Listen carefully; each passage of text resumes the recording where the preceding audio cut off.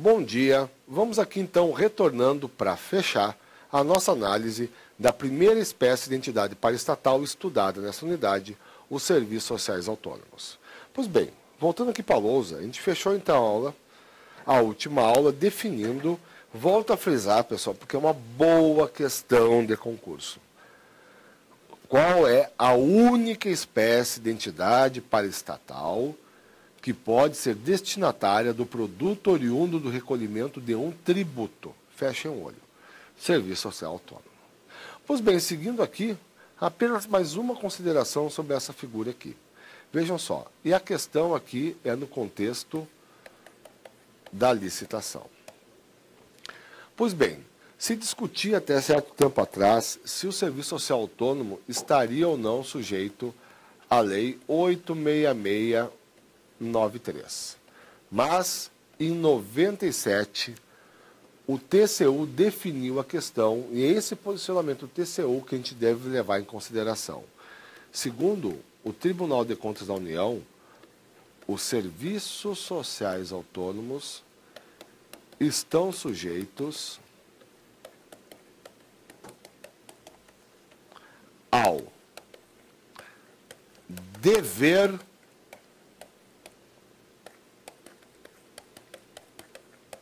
de licitar. Os serviços sociais autônomos estão sujeitos ao dever de licitar, mas não às disposições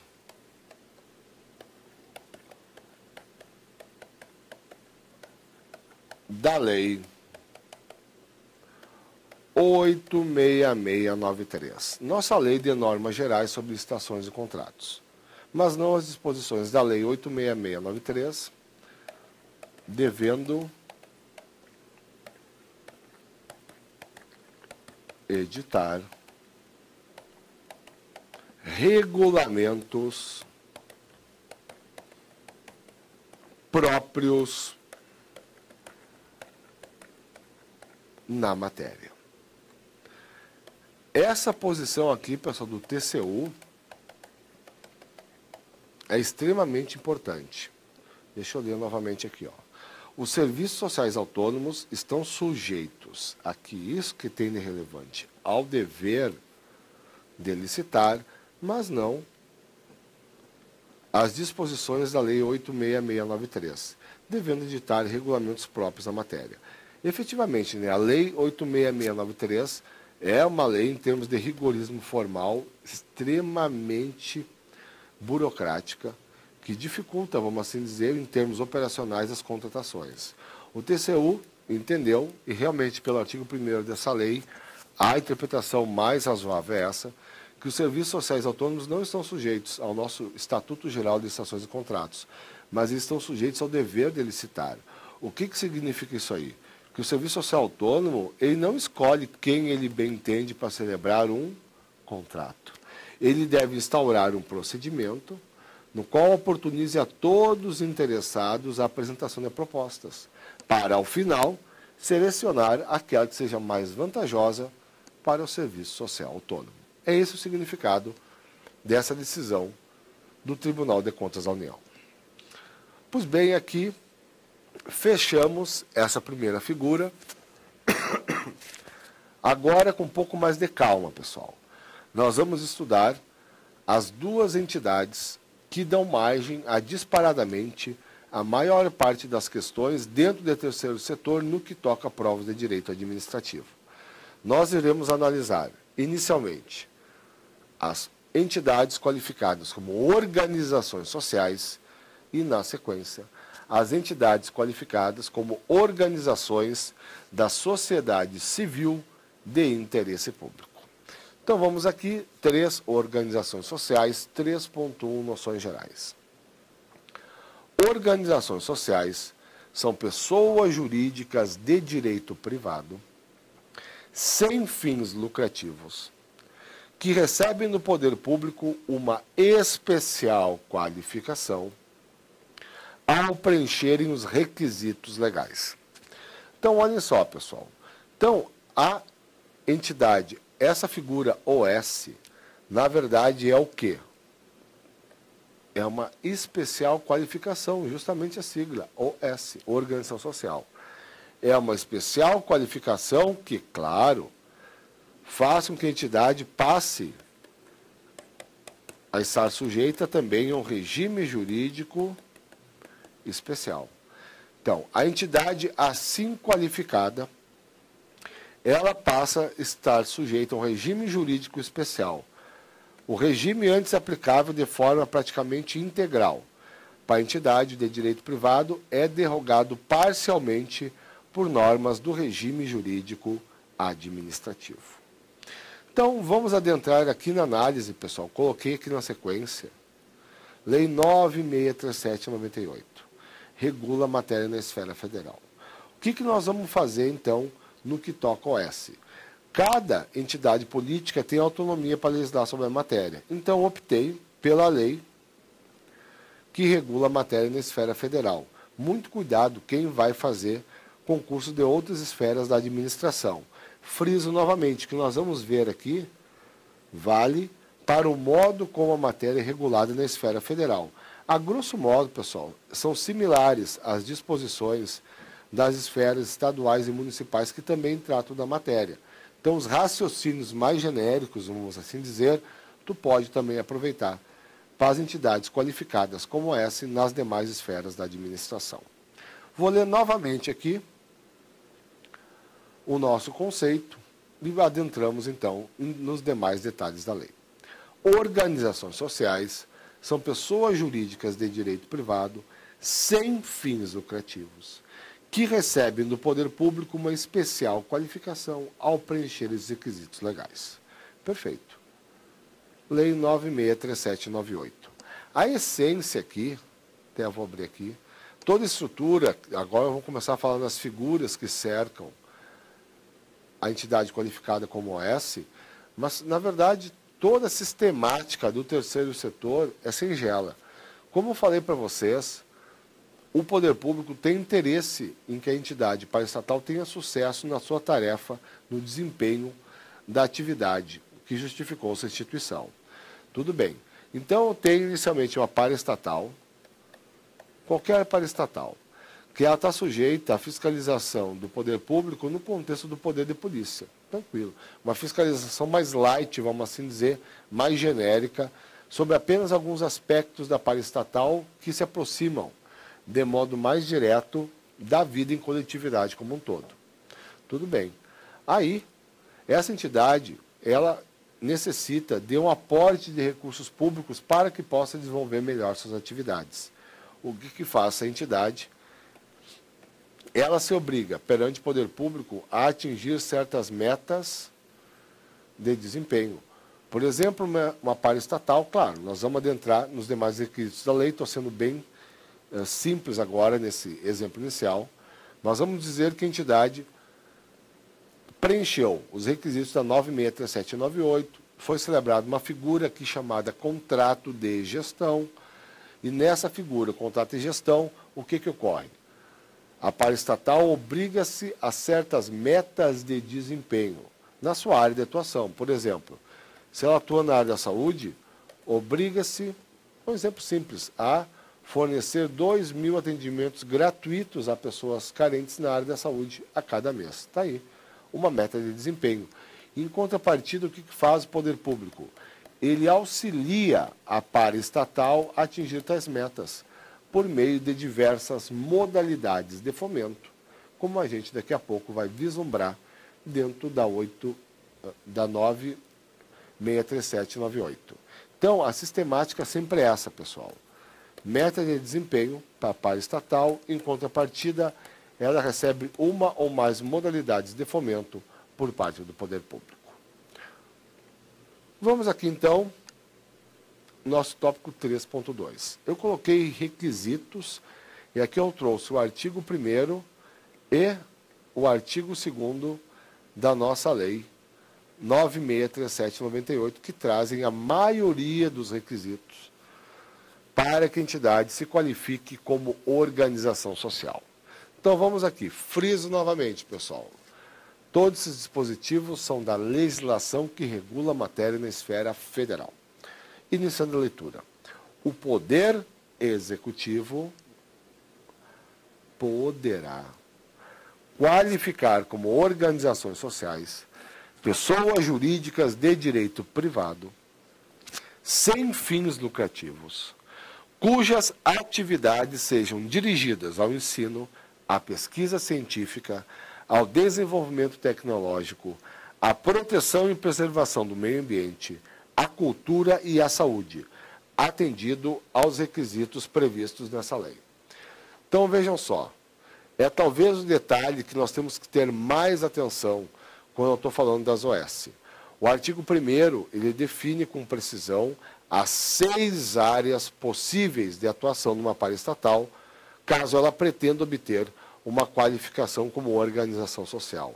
A ESAF fez uma questão muito boa sobre esse dispositivo, dizendo assim, ó, assinale dentre as alternativas abaixo aquela que não corresponde a uma área de atuação possível para uma organização social. E a resposta era assistência social. Vamos voltar aqui e ler novamente, porque realmente quando tu pensa em paraestatal, a área que te vem à mente de forma praticamente automática é a assistência social.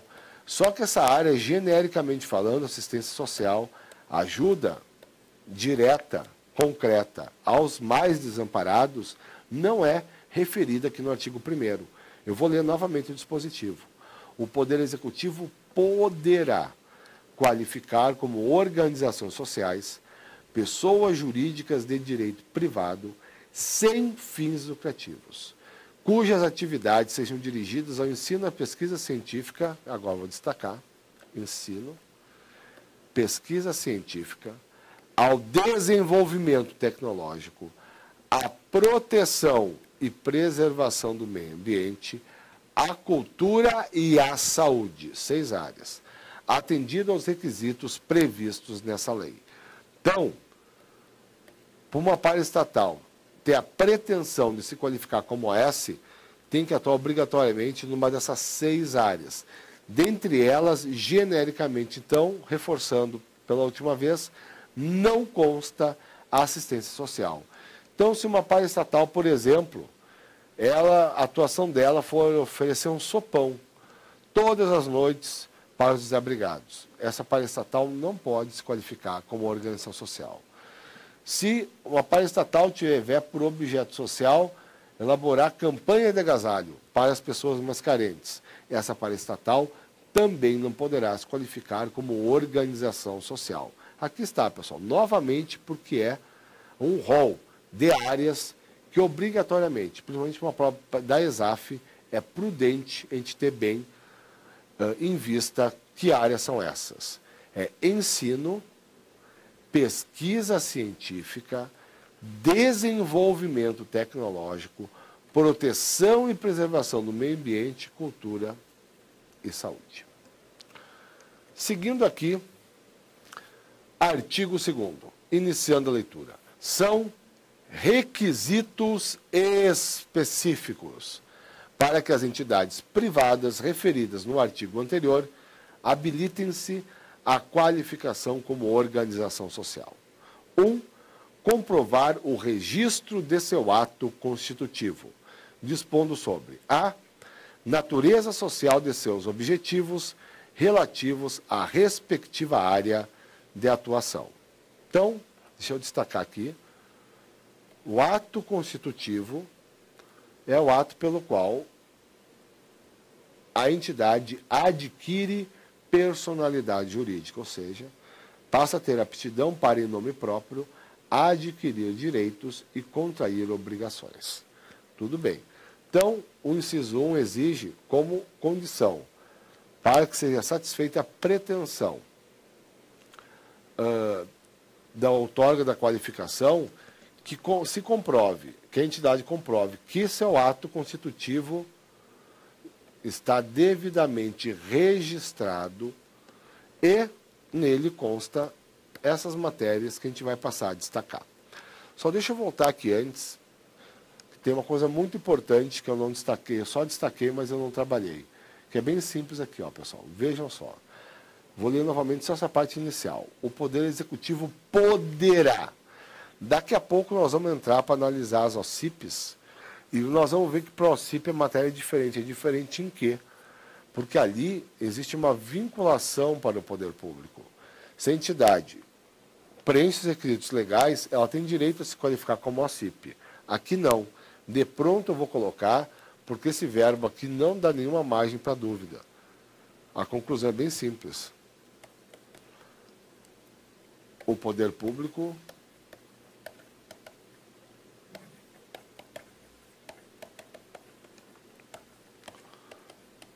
decide com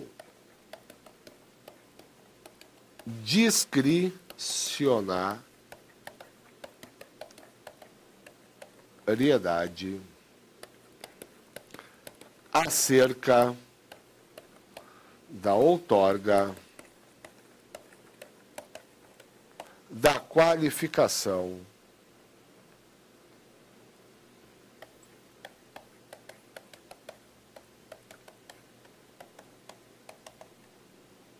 organização social.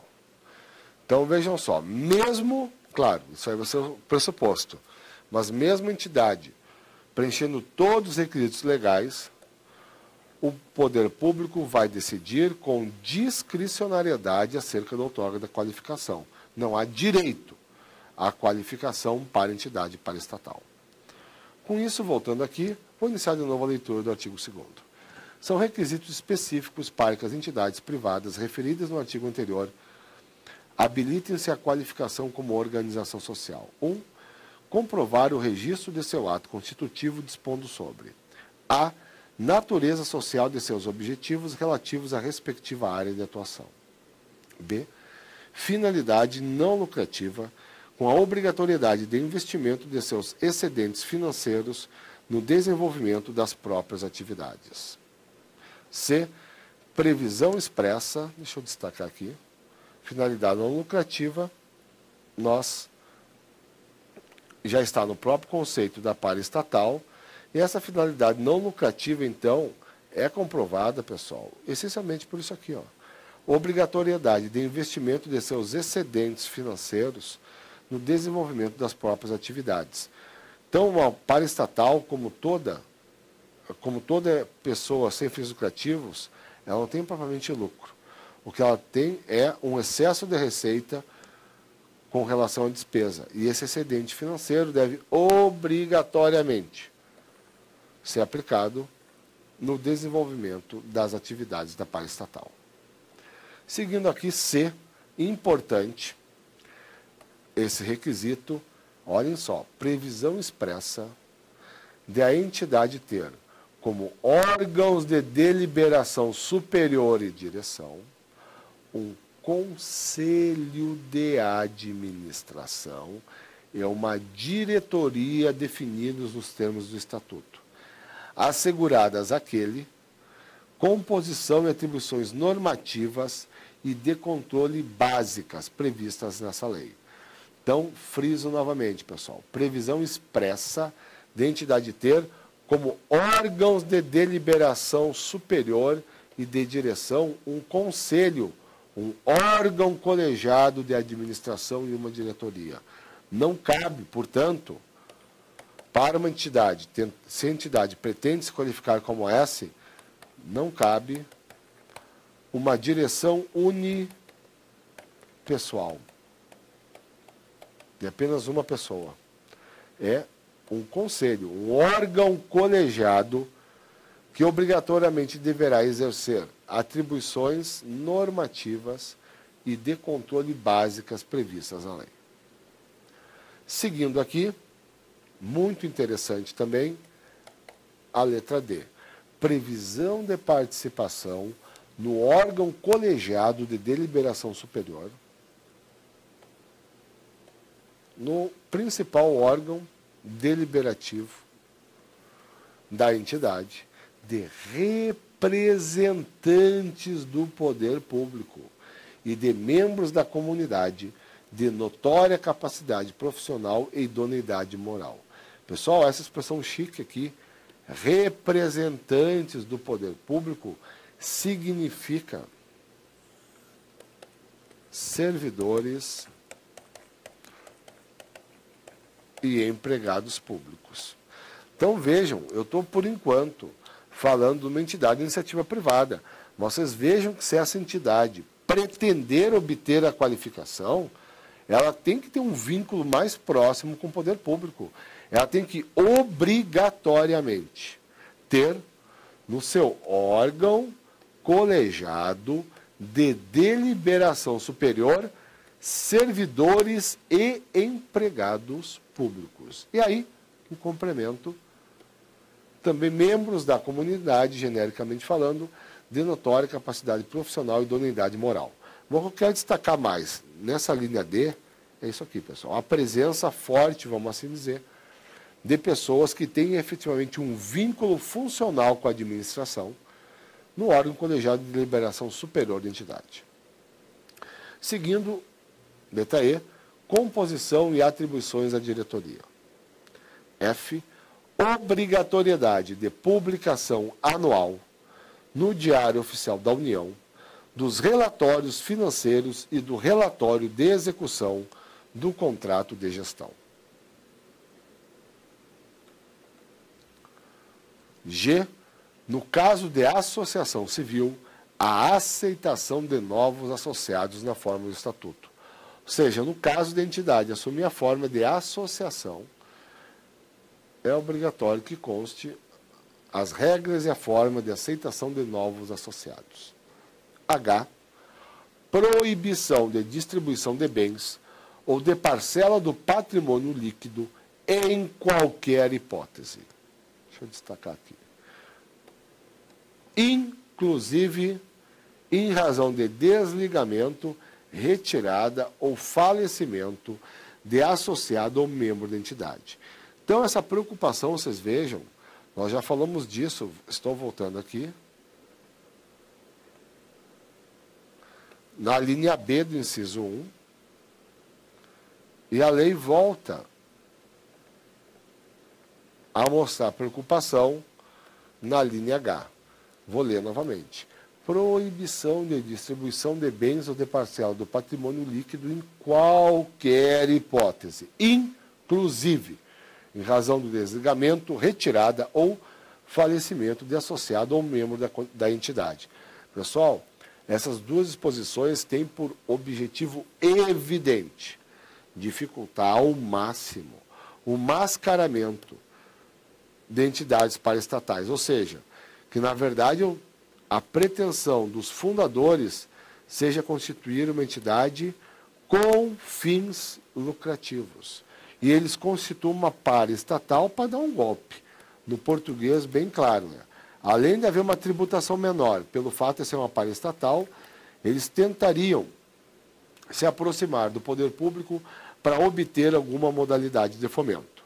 Pois bem, para dificultar esse golpe aqui, ou seja, que eu tenho uma paraestatal só de fachada, o que nos diz a linha B? Está aqui a paraestatal, vamos dizer que o capital dela é R$100 mil, no momento de abertura ela tem 20 membros. Perfeito. Pois bem, digamos que em certo ano tenha sobrado R$50 mil, excedente financeiro. Pela linha B, não pode isso aqui ser alocado como acréscimo de remuneração, como qualquer outra forma que permita uma vinculação, uma outorga de benefício pessoal aos agentes da entidade. Obrigatoriamente, esses 50 mil vai reverter, vai ser aplicado nas atividades da paraestatal. Tudo bem. A linha H, pessoal, ela complementa a matéria, dizendo, evitando uma picaretagem que seria possível. Vejam só, se eu tenho aqui um capital de 100 mil para 20 membros, esse capital, vamos dizer que pegar esses 50 mil, foi ampliado o patrimônio da entidade e passou, vou botar aqui na outra página, essa entidade com esses 50 mil de excedente, passou a ter um capital de 150 mil. Continua com os 20 membros. Digamos que um desses membros resolve se desligar. Seria uma forma de permitir que ele tivesse algum tipo de vantagem devida se ele levasse uma parte desse capital da empresa. É isso que é vedado aqui pelo H. Não pode haver, de qualquer modo, distribuição de bens ou de parcela do patrimônio líquido, inclusive em caso de desligamento, retirada ou falecimento de associado ou membro da entidade. Então, esse associado, qualquer um desses 20 aqui, não pode se desligar e levar de brinde, vamos assim dizer, parcela do capital da entidade. Se desligar, pode, vai embora, foi um prazer, mas isso não pode afetar a estrutura financeira da entidade paraestatal. Seguimos aqui